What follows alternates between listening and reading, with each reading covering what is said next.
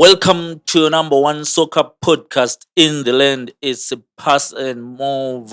Always brought to you by Benaya Foods, our number one sponsor. It's Archford Hadebe, your host, and always coming one. You know, in the Toby, we left link lapana. Toby, Awufam mntana zithini? uyiswi Amnasha. hamba la Mdala. ithini weekend lesidlulile Antiyakwazi. But I've got kanjani ama-viewers lisharp ngapho I've got good news, Jane. hayi Namhla ngiyakwazi ukuthi phakathi kweshow kulama bad news but ufuna ukukasa nge-good news. Good news, Singakangeni ku-bad news. This weekend mana ngicheck-ile okuzeni i-calendar uthi kumele kube ngu-14 and right 14 or 15 and 15 i-Father's Day. So this week i-Father's Day. So iBenaya ithe no guys abantu siyabezwa bakhala endaweni ezitshiyene but this week siya eNkulumane 10 sivule sivule iBenaya shop entsha eNkulumane 10 duze lo Ramridge. So look out for the brand siyabe sikhona mayitopi njengoba nele game mina bengekho ntwana but angithi Father's Day ukhona. So at least i-Father's Day siyabe sikhona nathi Exactly. yakubaba abantu bona bazabona i-Father's Day. So look out for us on the 14th and on the 15th go Ramridge eNkulumane 10 new Benaya shop sizwe izikhala abantu bayifuna iBenaya. imnandi iBenaya Abantu bayifuna iBenaya kuyafiwa ntwana endaweni athini ezitshiyene. kahle So Benaya will be coming to a place near you. Kusasa kungaba yinketha, you might never know, but lokhe kuvulwa but we are coming mbijana mbijana. amalokisho siwaqede wonke Yes. ndoda Yes. kuhle kube iBenaya indlu yonke Number one. And besise isile shop emganweni. We've got the one eMpophoma, senye eChabalala, sesiye eNkulumane 10 kanje. anjabontu sesivula yonke Singakabali ukugwanda. sesingizangena Suqala siqeda amagazi then we come to the CBD. yeah Understand? So please be look out for iBenaya abantu beNkulumane. Nxa ungoNkulumane make sure ukuthi look out for us on the 14th and on the 15th. Siyabe sila ungaziwinela la ongama goodies because we'll be giving away ongama goodies khona phana i-pass and move yabe khona lathi sithe khoxo khona pha. Just be on the lookout for those are the good news and sesibambe i-bad news. Kumbe siqalise ngazo. Siqede kwenu out of the way. akubatsheni nawo ngismartness kade athithika Eish. ngezinye good news Ngezinye good news. Hayi nje. abangala mhlawumbe labo bafanana Bathi siqede good news. Eish lesibona sichelile so kule ikhampani esihawukeleyo. ama-sponsor angena Hey ndoda. Athi mana sesili pass and move podcast. Lasemuva nje. bawenite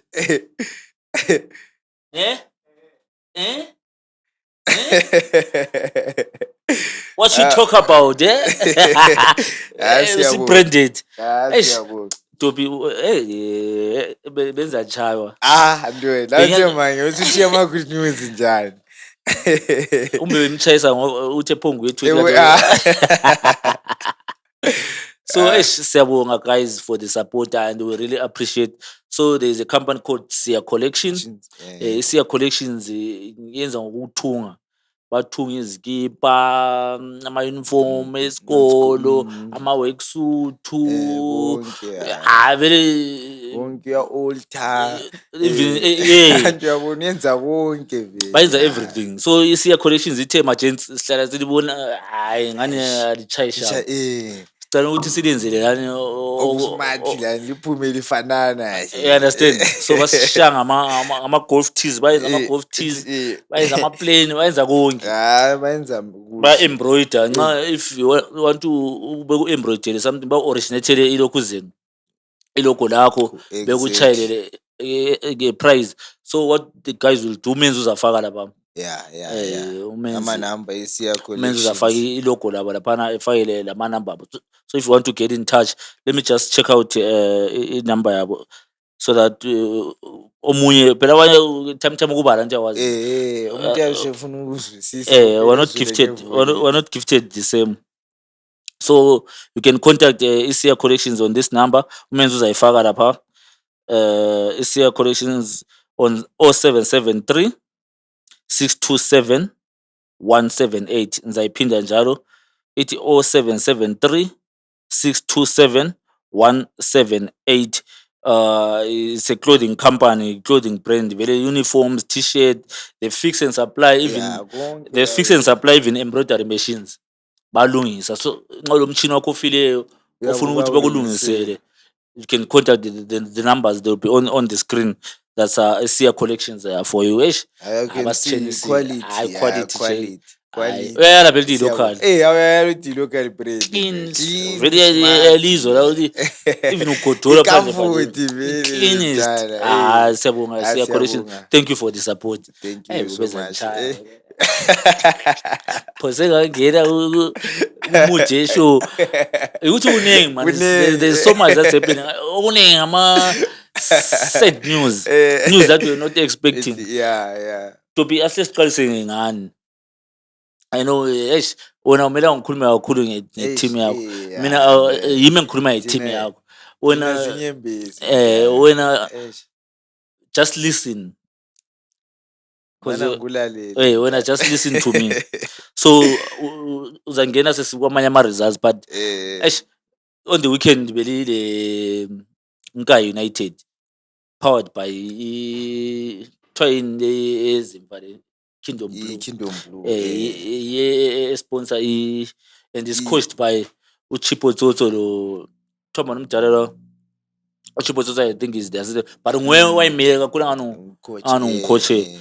So it was the battle of the legends. Ubekuthemba Dlovu coach wakho ngapha kunguChipo Toto.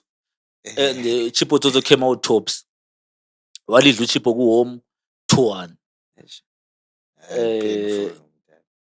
I like what Ibulawayo Chiefs is doing.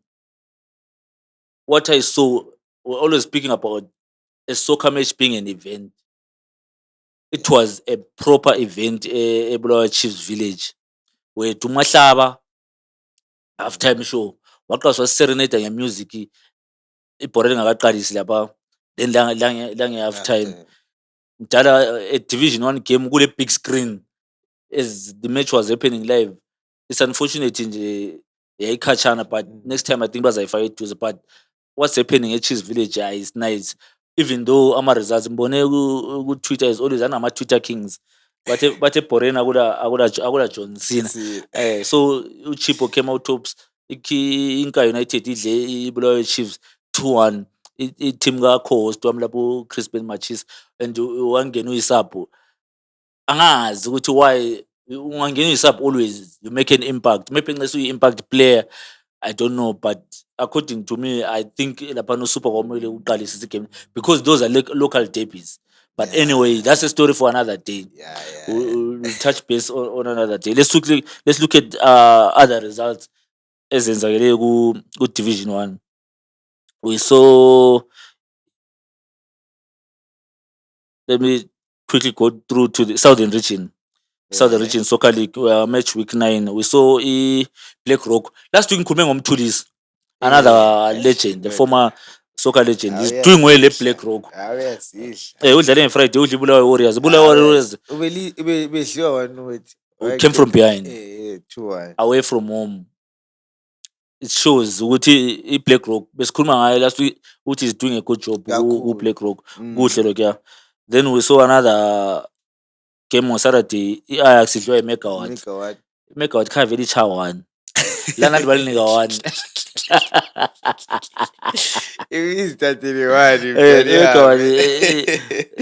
Then Iwange, we saw Eagle Life.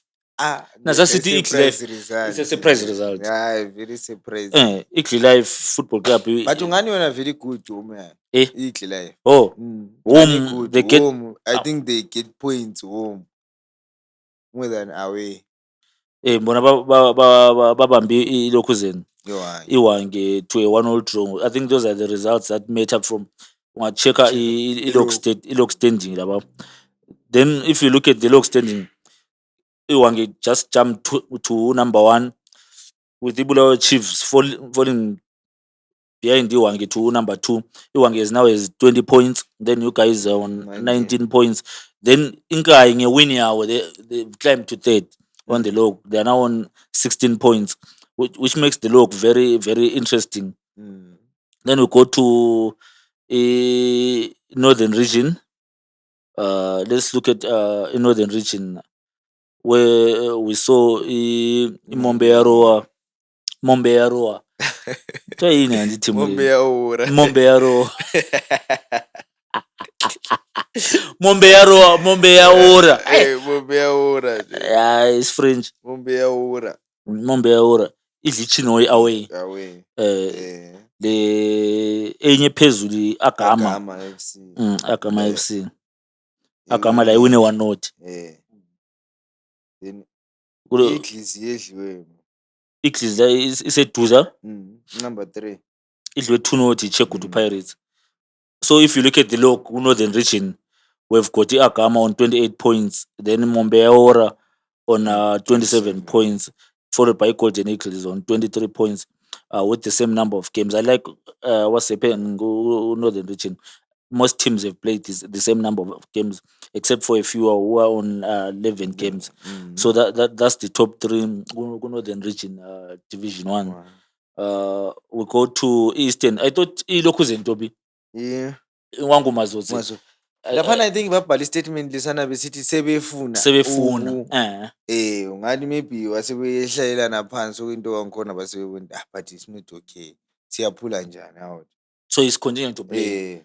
Ngoba ngiyabona lapha ama updated games ikhona iyadlala zibe. Bawinile? Bawinile too. Bawinile over the weekend. Ukuthi ngale amagame angkhona inye ama 10 esidlala 9 they're trying to get their house in order. Angazi lami kwenzakalani asikufuni lokho. Because lama team angkhona i15 ukuthi uhamba. Yabona it's only 15 teams, but we see AFC Hunters leading that log with 26 points, followed by Tenax, which has played 9 games on 25 points. The Buffaloes has played 11 games, a game more than the log leaders, AFC Hunters, but they are on 21 points. So ku Eastern Region iyo ama team angani sokhangela ukuthi afuna ukungena ku then we go to lapha eduze kumakhelwane Central Region. IGwanda where Ungozo is spearheading IGwanda Pirates is doing an amazing job.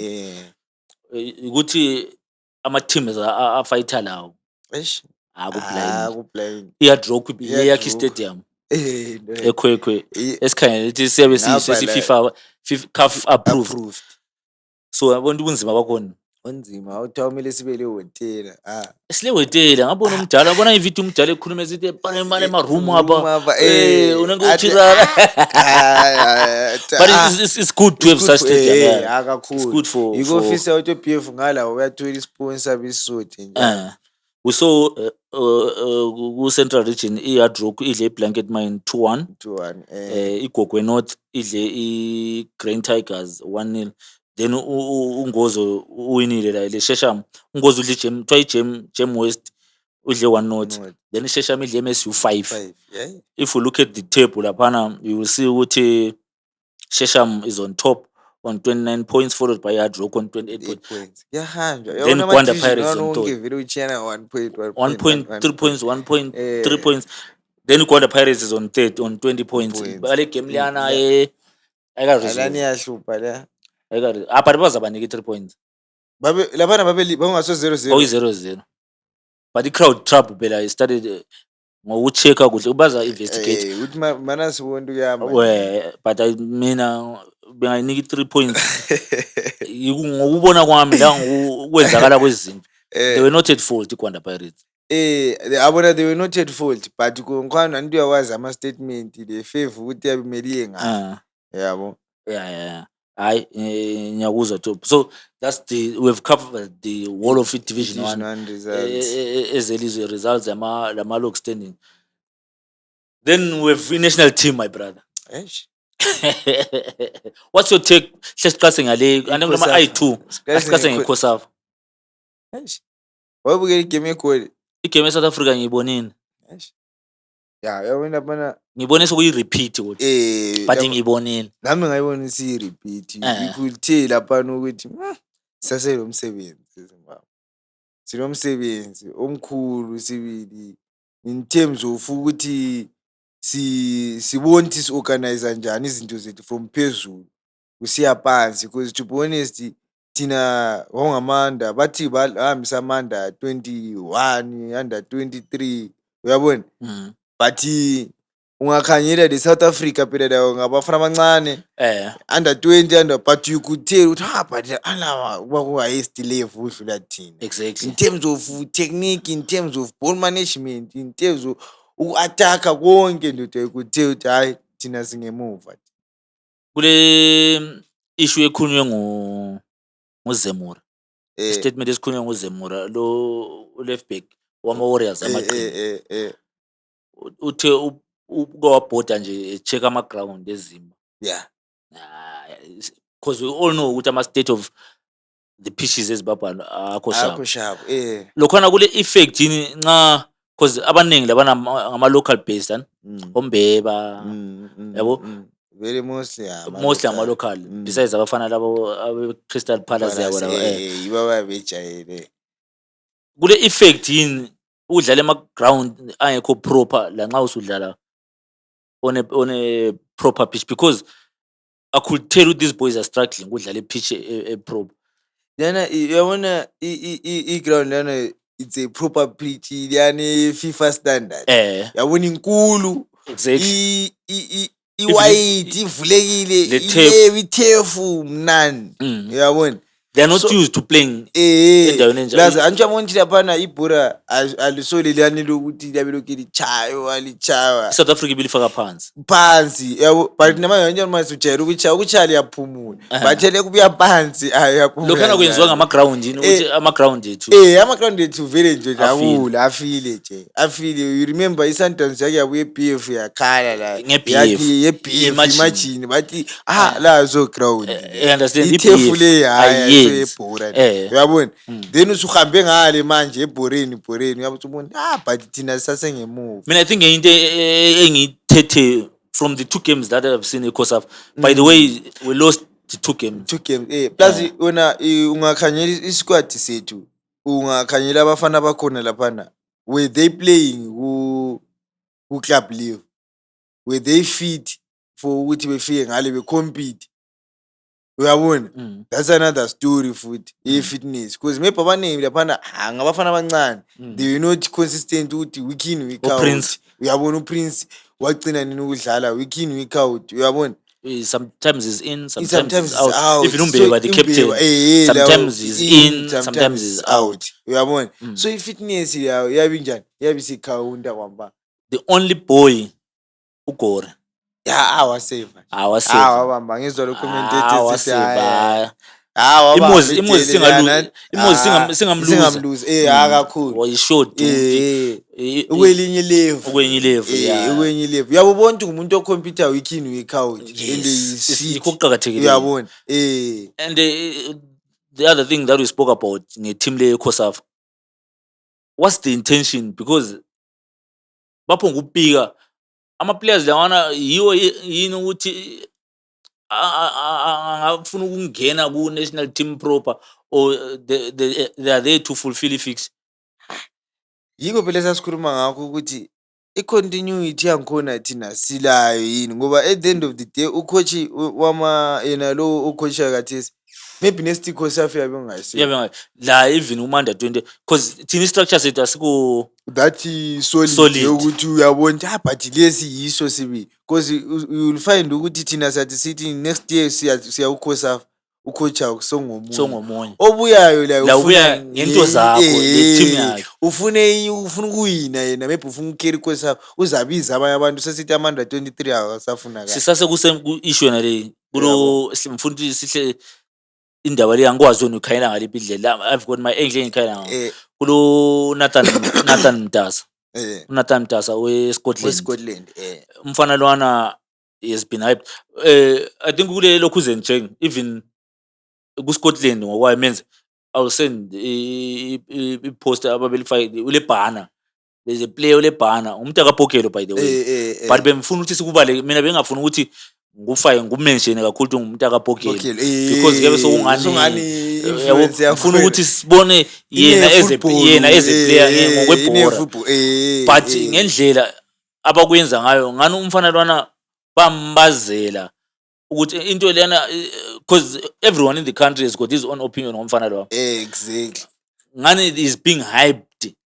Mina but uyakwazi mina lapho engisola khona even lathi thina abantu yes uNathan yilokhana ukuthi sonke sifuna ukumbona ukuthi uNathan ngubani, umuntu akaphokelo udlala ku-Scotland, uyabona. But sesicompare nje ebhoreni mdala isquad esihambileyo lesani nguphi esingathi was better than uNathan wangikhona, esingathi beperforma blind mdala ukudlula labo esibachile la, uyabona into ekhona. Bembuya khona ukuthi wena ngendlela usukwambukela ngayo how you see as a player, because ibhora is a sport of numbers. Kumele sibone ukuthi his numbers better, ama numbers akamkhulumela over i-hype ayitholayo ukuthi abe khona in that squad because they replaced someone wayengekho initially. Exactly. Wagcina engeniswa ngani yi-back door, you understand. But yena as a player besides ukuthi umuntu akaphokelo, how is he as a player? Because I only saw him once ngambone BF but ngimbone BF kimi was not that bad, uyabona. Exactly. Because wangena wafaka something. Yes. Uyabona. And ngene njalo kwagcina kuyi-equalize wabe 1-1. That's what the only game engambona. Lami yikho lapho engambona khona. Wafaka i-cross. Exactly yakhutshwayo kwambana. Then sasithi bantwana lo oyiswi. Uyabona. So mina i-problem yami enlayo ngathi Zimbabwe, I think umfalo yena into ayifele ukuthi umuntu akaphokhelo, one udlalela iScotland, two uyabona, and wonke umuntu is against what khona ukuthi abantu beScotland ungana babhikwa fair, uyabona. I-problem ekhona, but sesikhanyela futhi umfano weDynamo sokuthiwa bamdropa ungwenya. Mina ngase ngimbone lami nje, uyabona lawo mebhoka zumbone anti uyabona lawo awuzwe ukuthi awubiziwe, uyabona. Yiko phela mbuza ama intentions eCosafa squad ukuthi but umuntu lo why thina sesimhyper kakhulu ezifuye na nguyo wrong, but hayi abake bemnike alright chance maybe game le simbone then those two games kadlala. I think the third game is a dead rapper. Kumele bemdlalise sibone la ukuthi sikhulume sikhanyela amanamba. Exactly, because i-hype yankona mdala every newspaper Nathan Mtasa this, Nathan Mtasa social media, Nathan Mtasa this, but labe Scotland baze baba le bana kule Jay mina still you are not fair, you are not being fair to boys. Okunye bamfaka under pressure, vele sele pressure already. Yawathi nxa uyiplayer into ezenzakala so ugcina ungena kwenye isheli leyani ukuthi even you are talented ugcina usubona ngani but into le why uyagcina sesisaba la ukudlala umfana ecela let me quit. Abantu begcina sithi vele bebazelwa nxa ukuthi umuntu akaphokelo nxa ukuthi i-problem ekhona, but yona sesikayela isquad sonke seKosafa wesingathi uyi-best performance ibili wade performance ibili nguphi besides ukeeper. Besides ukeeper sesithi best performance ibili epiwe sathi on merit lapha umuntu lo hayi uyadeserve sibili ukuthi hayi kumele bekhona kwampana ngoba because abadeserve yabakho. I think I'm with you on that one. I think Eh. yikho Densola mbuza ama-intentions esquad Exactly. Nami the way thina sesikuthatha ngakhona sesingani umfana vele maybe uyenziwe so but he's just a player like anyone. Phela abakhona labo bafanana la. Akulo kuthiwa maybe blind kulokunye hayi abakhona khona ngale. Anyone can go there. Kuphela. Bona into okumele beyikhulume ukuthi apart of Billy sibachiyeleni obani sibachiyeleni. Alabana nti bakulisiya esiyakhuluma ngaso after labo ngithi kunzima. Yiko wena ilizwe ya. Ngithi kunzima. I think ezinye izinto azenziwa ngendlela esiyabe sikhangelele ngayo football wise. Yeah. You understand? Yiko gcina sibe lezinto ezinjengazona lezi. Ukuthi you overhype someone just because maybe i-affiliation yakhe umntana we-celebrity or whatever. You understand? Yena even ele-talent. I-talent lakhe singasalikhangeli. Thina sakhangela ibhola sesikhangela ukuthi kuvela ngani. Exactly. Because ngaka kuthiwa yena umfalwana maybe nguyayilinda uNathan Mtasa. I don't think ukuthi bekuyakhulunywa kakhulu ukuthi why efakiwe uNathan wathi uyazambila kunjalo. It could have been a different story. Yabo. So sabona that game ebencebe azamdlalisa. Anti kusasa. By the way, we lost to South Africa 2-0. 2-0. Then we lost to we drew 0-0 le. Base besidlile ivaya yala. Saddraw le Mauritius. But the chance to qualify.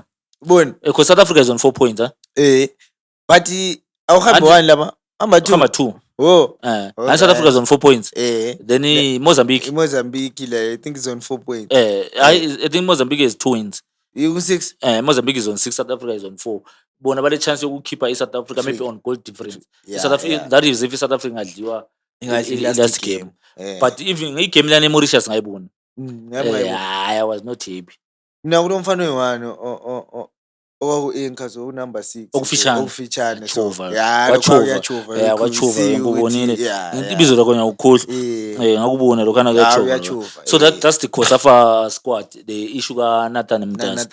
Exactly. It's so sad for nyami yamzwela umfana for i-boys. I understand lama yamzwela because indlela lapha khona vele even la ucoach that ngezwe interview la improtector sithi nasibonile ukuthi game leyo mfana lo ngeke sikwanise lokho esikufunayo wathwana. Uyabona uba professional ukuthi wona lani labelizwile ukuthi but i-pressure epiwe umfana lo wani ukuthi siphinde sibonge umjiyela njengegame eSouth Africa kuyahle kube uyesi phela nahle beqalisa ukumsola ukuthi vele asoyibhura wathwana but which is not okay. Akufunakala. Then we saw international friendly of the Warriors. Now anti ama stars amanye ahambanga as we alluded, but the Warriors they lost to Burkina Faso. 2-0. Did you see that game? Ngibona ama glimpse nje. But you tell but there is a statistics engifuna sikhulume ngazo. Do you know ukuthi uMichael Nice, that was his 9th game. He has only won 2 games. Out of the 9 games. What draw 5? What draw 5? Lama lose. Because I'm lose. There should be 2 or 3. I think it's 3 lose. So what draw 4? I think lama lose 3. Lama win 2. I'ma draw. It should be 4 draws. I think it's 4 draws. 2 wins. Then the rest I'ma lose. I think it's 3 I'ma lose. Out of the 9 games. Besides ukuthi was qualified go Nations Cup. How is he as a coach? Because out of 9 games we win 2 mdala. It's a big failure mdala. Mina ngiyabona i-coaching career yakhe. We spoke about his CV bemqhatsha. Besides ukuba ngumlungu, it's not a CV. Ongayicompare even labo mabhezi.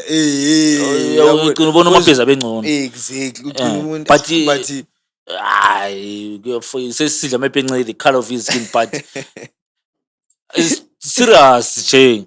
angutsheli manga Phela kwesinye isikhathi thina siyabe sesikhangela ukuthi sisawa nje. yabo siyabasa ukuthi hayi Ukuthi thina kuthiwa nini? asilandaba ukuthi ungumlungu yini sifuna yabona i-CV zikhulumile ama results ezikhulumile because out of the 9 games we have just only won 2 and those 2 games wadla Namibia kuphela iNamibia wayishaya women. wadla Namibia women ndawo yini the rest of the teams were struggling Sadliwa. you understand so khathesi iku-friendly lesi le Burkina Faso 2-0 Hayi le vele ngendlela The next game was supposed to face ama-States futhi Niger. azange sashayela egedini mina. eh Asishayelanga egedini 90 minutes. Ama-States 90 even kuyenda No shot on target. iKOSAVA phela la kwasishayelanga egedini. kulobunzima South Africa asishayelanga egedini. kulobunzima mtshala kulobunzima But umuntu I think engamboni ngani ubedlala kuhle uThino Kadewere ukuthe uthi but ukhadewele lona uthe vele ukuthi kwelinye level la bamthanda kakhulu ukhadewele bamthanda wadlala ngcono that happened ku-friendly la hayi Burkina Faso kuyapewa ngalizange ezinkulu thina zasifuna ukuthi ungahamba yikho phela ngangikutsho ukuthi i-friendly yona leya iyabe ingeyani i-purpose wesi uchiye the cream de la cream de la cream ungabona uyadlala i-cream the cream de la cream yanga labana basira they are preparing World Cup and thing yikho phela engikhuluma ngakho le AFCON thina are we preparing for AFCON or you are just playing wathi ufuna ukubona abanye that's why wachiya oMarshall Munetsi labo Nakamba that's why engabafakanga uthi ufuna ukubona abanye if Zemura uJordan Zemura la ekakho kakho uJordan kakho wathi hayi ufuna ukuthi be rest ufuna ukubona abanye bebe ncina i-purpose yakhe ama-friendly lawo kukhona ukukhangele bakhona abantu afuna ukubabona okay angazi ukuthi yena nxa sisho njalo yena according to him utsho njalo because I think ukuthi yena yisi isikhathi sokuthi because i-national team ayidlali every day phela so club so yena mawufuna something yokuthi wena izabambeka uzisiya ngale uhluyenze ka-1 eZimbabwe ayisikho ukuthi sile big squad sokuthi sizabiza ubani lobani hayi yibona laba vele ejayele ukubabiza so at least bona laba bengajayela sizame lathi ukuthi ku-AFCON siyophuma maybe kubo-last 16 or kumakota lathi siyabe sisebenzile uyabo than ukuthi futhi siyabe sisithi siprepare ngakuhle that's it so sesikhathi igame yeCOSAFA yokugcina le friendly yeNiger kusasa futhi then back to our local front, our local scene. We saw coach of the month May, the player of the month May. That is Lloyd Mdasa, the head coach of Moz, Lo Billy Verem, the chief marksman. Because also so Moz is doing well. Sibone Billy Verem climbing the ranks as well. Tied on 9 goals the Washington Avaya kuma top goal scorers is well deserved. Well deserved. So usomele uphume emaphepheni ukuthi ubazile but vele for Moz osubiyela ku issue uzathiwa tipheleni lo hatsi hayi vele akunophikisana nayo. Then also on that note mhla ka-4 June i-Premier Soccer League summoned i-chicken in for i-disciplinary liyana game yabo lesikoleni incwadi ithi the Premier Soccer League has summoned Chicken in FC to appear before the PSL disciplinary committee following the appointment of their match in the Castle Premier Soccer League match against Scotland FC played at Rufaro Stadium on Friday 23 May 2025. The charges against Chicken in FC include disorderly conduct, failure by players and officials to comply with lawful orders, disturbing the normal proceedings of a match and causing the abandonment of the match. Additionally, Chicken in FC player George Majiga has also been summoned to appear before the disciplinary committee on allegations of disorderly conduct and failure to comply with lawful orders. The disciplinary hearing will be held at the PSL offices on Thursday. it's later on 26 June. 26 June. But this one sakhuluma ngayo ukuthi we see i-Chicken beyithathela ama-points. because Vele lapha yi-straight. yeah, Lapha yi-straight. it was wrong of Eh. i-Chicken in vele ukuthi The way according abayenza ngalo, abayenza ngayo. i-reaction yawo yiyo eyayenza bebe bathathele ama-points la. Mina into engikhala ngayo Ntobi ama-fine I think mancane nje. I think vele izawuba yi-fine le. Ngithi but ama-fine akhona mbona ngani mancane according to me. Uyezothatha 3,000.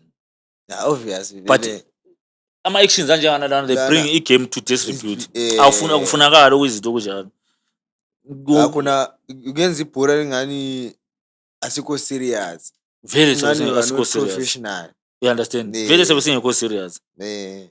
Iyo estage nesinye so ufuna i-team uzothiwa $50,000 fine. Aliphindi. Aliphindi. Lahle litshela ukuthi The moment uref esenza konkwalihleli uyobambana fast ndoda. You understand? asendeleni isiqedise nini. i-team yaba le discipline Eh. yonke le futhi lamanye ama-team Team abe khangela because bengayekela uzathola ukuthi the next team izayenza the same same thing. thing because kuyabe sekuyinorm leyani yokuthi uref engaphambanisa asiphumeni eground sambeni. Uref engaphambanisa asiphumeni eground Wonke sambeni. umuntu. Wonke umuntu vele abe sesithi But if it's a hefty fine fine, you just continue play then you continue. awusozubona ama-team enza khona lokho. Enza But ungafayindisa ama-team imali lezi ezabe zizincane ezidakiweyo yabe kwathi hayi 2,000 sizabanika. then they continue. They continue. They Vele do abantu the same sithi, hayi things. siyabanika imali They yabo. do the same things. With which yabona ukuthi akusaphumi sharp. Kuyabe songasayenzi. Ibhora lethu so kuthiwa ngamadobi yabo. So this week iKhahlaka Premier League iyaphenduka I think kumele iphenduke this week. Ama-fixture aphuma. ama-fixture so ama-fixtures siyaku-match day week 15 15. ku-PSL. I think kumele resume this week. But sizizwa Anti maybe international break kusasa. bazasitshela Njalo, because international break kumele iphele this week. kusasa. So this week kumele Ama-games ama-game, eqalise. Phandle kokuthi bengathi 2 weeks break. ngaphandle kwa 2 weeks break. Because I haven't seen anything from Miloko. But ama-fixtures thank God bahle basinika kawan. So if we resume this week, the fixtures are as follows. Green Fuel is taking on Tel1. Scotland will be taking on Ikwekwe United. Triangle will be taking on Moors. Then Capes United, ile Chicken Inn. Ingezi Platinum Stars, ile Manica Diamonds. Then Gafiwe BF wena ile ndiyabile Simba Bora. BF then Bikita ile Dynamos. Iyada iyabile Rentals.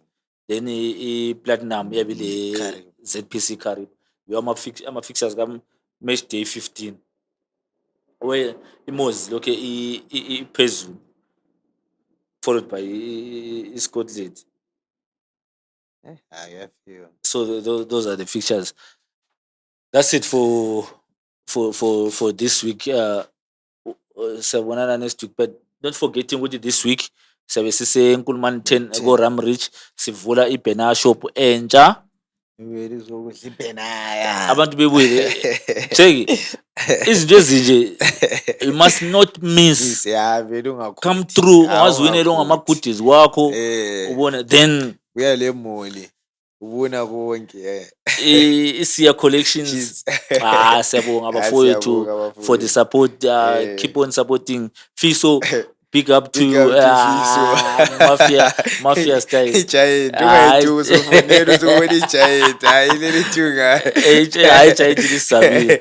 That's isiya collections for you abasizabe nge-new uniform yethu ye-Parcel Movie on #1 soccer podcast.